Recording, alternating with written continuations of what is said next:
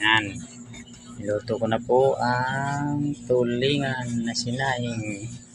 Kaya po, yan ay ulam ko sa 2 araw. Yan po ang pwedeng pamatagalan na ulam. Sinaing na tulingan. Sa iba po, iwan ko po yung sa kanilang pang matagalan na ulam.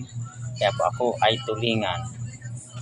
Tigas po kasi pag niluto po ang tulingan, hindi po siya malata. Talagang medyo maano siya, yung makubul. Iwan ko po yung tawag dito. Yan po siya. Yung sinaing ko po. Pag kumulo siya, dadandanin ko ako yan. Kumulo na po. Ngayon, high po, naka-high siya. Diba? Yan, sa taas. Ngayon, ano ko po siya sa katamtaman na apoy. Para malambot din po yung ano niya, yung tinik. Tinik pag naluto. Dadandan lang yung luto sa kanya. Yan po ang pagluto ng sinaing. Suka lang po ang sinabaw ko yan.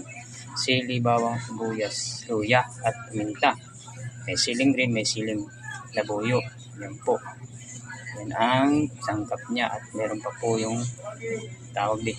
Yung sa pang yan yung mayroon pong daon, balat ng saging, ay daon ng saging. Maganda po yan, mabango. Yun din po yung pinakaisang pang dyan, pampabango at pampasarap at parasa. Daon ng saging. Yan. Kaya po, magandang gabi. Oras po ay alas 5:56 ng hapon na linggo.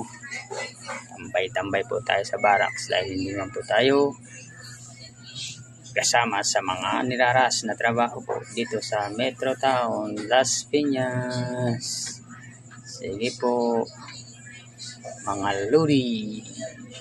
Tayo po ay laging magsama-sama sa bawat lakbay ng ating buhay. Thank you for watching.